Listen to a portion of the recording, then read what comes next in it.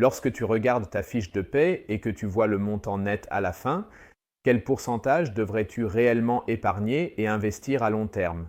Combien d'autres, qui gagnent autant que toi, investissent-ils? Comment se passe-t-il à l'international? Nous allons tout clarifier aujourd'hui dans la nouvelle vidéo de Northern Finance. Je m'appelle Alex Blake. Oui, c'est bien que tu sois de nouveau avec nous aujourd'hui. Aujourd'hui, nous allons nous pencher sur la question de combien de ton propre revenu, de YouSend, tu devrais épargner et investir à long terme, ce qui est définitivement trop peu et ce qui pourrait être trop, car cela existe aussi. Allons-y donc directement sans plus de détours et plongeons dans les chiffres. Si nous ouvrons cette page de la Tagesschau, nous voyons que les Allemands, selon les données actuelles, épargnent environ 11% de leurs revenus et que l'inflation n'influence actuellement pas négativement ce chiffre actuellement. Comme nous le voyons ici, la valeur du premier semestre 2019 avant le Covid est aussi élevée que celle des données les plus récentes de 2023. C'est d'abord un signe tout à fait positif et cela montre qu'il est important pour les Allemands d'épargner leur propre argent et de prévoir l'avenir. Comme nous le voyons ici dans une comparaison directe, en 2022, la valeur en Suisse était de 18%, aux Pays-Bas de 12%, ce qui est encore plus élevé qu'en Allemagne, mais reste comparable et nettement supérieur à la valeur aux États-Unis, par exemple, où les gens ne peuvent épargner que 3,7% de leurs revenus. D'où cela vient-il? Cela est également dû à des coûts de la vie nettement plus élevés, notamment en raison des loyers chers et des aliments coûteux, comme nous le voyons ici avec l'exemple de Munich et Los Angeles, où l'on peut vivre à Munich en moyenne 28% moins cher qu'à La, et même 40% moins cher en ce qui concerne le loyer, bien que Munich soit déjà une ville assez chère. Donc, si tu as un revenu disponible, tu devrais en Allemagne, en règle générale, épargner au moins 11% pour chaque 100 euros, épargner environ 11 euros pour atteindre un total d'environ 260 euros par mois, ce qui correspond à la moyenne mensuelle réelle en Allemagne pour le cochon tirelire. La version moderne de cela, ton propre dépôt, ton portefeuille. J'ai d'ailleurs lié ma comparaison actuelle des deux meilleurs néo-brokers, Scalable Capital et Trade Republic, ici dans la carte d'information et aussi en bas dans la description de la vidéo. Et oui, la moyenne de la somme épargnée, ces 260 euros, est également poussée vers le haut par ceux qui peuvent se permettre beaucoup, celui qui peut épargner chaque mois augmente naturellement la moyenne, tandis que beaucoup ne peuvent même pas épargner. Prenons un exemple. Si nous avons une population théorique d'environ 10 habitants sur une île déserte et que chacun économise de l'argent chaque mois en raison des touristes qui viennent ici pour faire du snorkeling dans de belles eaux, alors certains habitants gagneront par exemple plus d'argent et d'autres moins.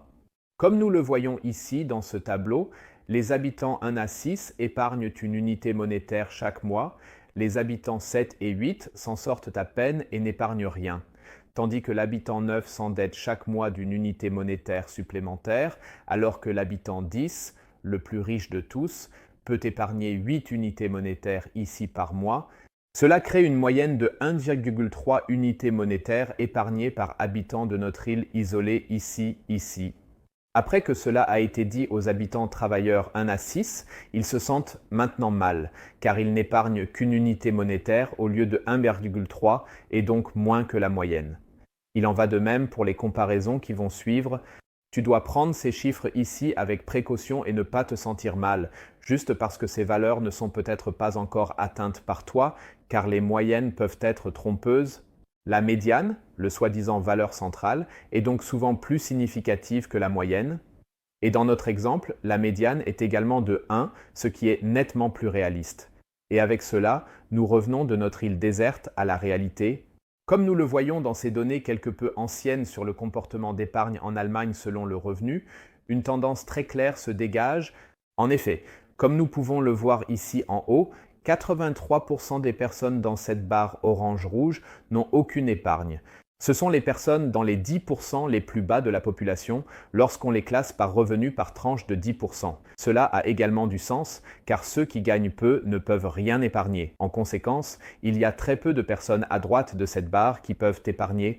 Et la moyenne ici est de 1,8% de taux d'épargne, bien qu'en réalité, il s'agira en fait d'un taux d'épargne négatif, car quelques-uns tirent à nouveau la moyenne vers le haut. Le deuxième décile réduit la part des personnes qui n'ont aucune épargne à environ 65%, et 8% épargnent maintenant moins de 5% de leurs revenus disponibles. Le taux d'épargne augmente à 4,3%. Et dans le troisième dixième, ce chiffre passe à 6,4%. Et la part de ceux qui peuvent épargner 10% avec un revenu de 5 à 10 000 augmente à 14%. La moyenne est maintenant de 6,4% de taux d'épargne. On continue donc avec des taux d'épargne de 7,9%, 8,3% et 9%, 9,9%. À partir du 8e décile, la barre représente un taux d'épargne de 10 à 20%, avec 26% étant le plus élevé et la barre ne représentant plus aucune épargne. Hier, le taux d'épargne est en moyenne de 10,7%. Ensuite, il augmente légèrement à 11,6%. Et dans le décile supérieur, il augmente de manière significative à 17%, car la majorité, avec 29%, peut même épargner plus de 20% de son revenu net chaque mois. Je suis quand même un peu surpris que même 16% de ceux qui gagnent le plus n'aient toujours pas d'économie ici, en France, toujours. Ce sont des gens qui, malgré un revenu élevé, vivent toujours au-dessus de leurs moyens. Et maintenant, tu te demandes, à partir de quand j'appartiens au 8e décile, par exemple, donc au 20% supérieur en Allemagne. Pour cela, il existe un calculateur en ligne de l'IW Köln que j'ai lié dans la description de la vidéo et qui est très utile. Voici à quoi cela ressemble et c'est « Combien suis-je riche en comparaison ?» Nous avons ici indiqué la valeur du revenu net des ménages. Et une personne à partir de 14 ans dans le ménage, donc un ménage célibataire, qui gagne assez bien. Nous pouvons également augmenter cela à 2 personnes et obtenir un résultat différent. Ici, tu peux procéder comme tu le souhaites. Nous allons rester sur ce point et voulons également le comparer avec les autres ménages célibataires. Donc, nous choisissons les personnes vivant seules ici. Nous voyons maintenant 2 distributions de nos revenus, à gauche pour la population totale et à droite pour les célibataires. Ainsi, nous pouvons découvrir dans quel dixième nous nous trouvons réellement. Avec 2 800 € net, nous sommes dans le 7e dixième de la population totale. Nous pouvons donc nous orienter vers le taux d'épargne moyen de 9,9% de le graphique précédent. La fondation Hans Böckler, proche des syndicats, a également examiné la question en fonction des groupes de revenus et a trouvé des résultats légèrement différents. Ils ont découvert que le groupe des 5% supérieurs pouvait épargner 30% de son revenu, tandis que le groupe des 96 à 99% pouvait épargner 23% de son revenu. Le groupe des 91 à 95% épargnait environ 17%, tandis que les 30% les plus bas de la population affichaient des valeurs négatives, c'est-à-dire des dettes exprimées en euros. Cela signifie que le pourcentage supérieur peut économiser environ euros par an, tandis que le groupe 96 à 99% ne peut économiser qu'un peu moins de la moitié de ce montant. Ce qui est donc réaliste pour la plupart des gens, soit quelques milliers jusqu'à plusieurs par an, que l'on peut tout à fait économiser ici. Fais-moi savoir dans les commentaires ci-dessous si cela correspond à ta perception de la réalité ou non.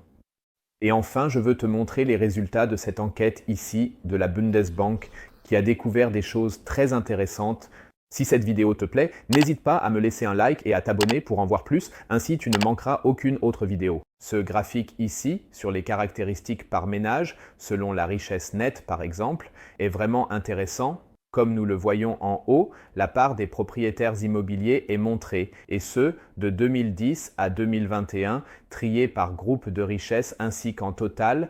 Il en ressort que les 20% les plus pauvres peuvent se permettre aussi peu de biens immobiliers que jamais, ce qui ne doit pas surprendre compte tenu de l'augmentation des prix de l'immobilier. Et pourtant, en fait, les valeurs des 60% du milieu et des 20% supérieurs restent à peu près au même niveau. Environ. Celui qui fait partie des 20% supérieurs possède presque toujours un bien immobilier à 93. C'est assez intéressant, à mon avis. Il en va de même pour les actifs d'entreprise, la participation dans une entreprise, comme une GmbH. Je trouve également l'âge particulièrement intéressant. Et je crois que beaucoup de membres de notre communauté sont nettement en avance par rapport à la moyenne, en particulier les 20% supérieurs en Allemagne, car ils sont plus jeunes que la plupart des personnes de ce groupe, qui a une moyenne d'âge de 60 ans, ce qui les rend 6 ans plus âgés que la moyenne en Allemagne, qui est de 54 ans, comme on peut le voir ici à droite. Et souvent, on se demande pourquoi on va travailler chaque jour et pourquoi on économise tout cet argent au lieu de le dépenser à pleine main. Pour cela, il faut un fort pourquoi, car celui qui a un fort pourquoi peut également se motiver à continuer dans les moments difficiles, ce qui est essentiel. La Bundesbank a également mené une étude et a découvert que la préparation aux urgences était de loin la raison la plus souvent citée pour épargner, et juste après vient la prévoyance retraite personnelle pour ne pas être uniquement dépendant de l'État à la retraite. Ensuite viennent les achats plus importants, ce qui est également pour moi, après la préparation à la retraite, la plus grande raison personnellement, afin de se créer d'autres sources de revenus. On peut acheter, comme par exemple, un bien immobilier que l'on peut ensuite louer ou réaliser, un petit rêve, peu importe ce que cela peut être. Et maintenant, cela dépend de toi. Quel pourcentage de ton revenu épargnes-tu personnellement? Dis-le-moi dans les commentaires ci-dessous. Ce sera un échange très intéressant. J'ai hâte. Et sur ce, je te souhaite un bon rendement et à la prochaine fois. You Sound.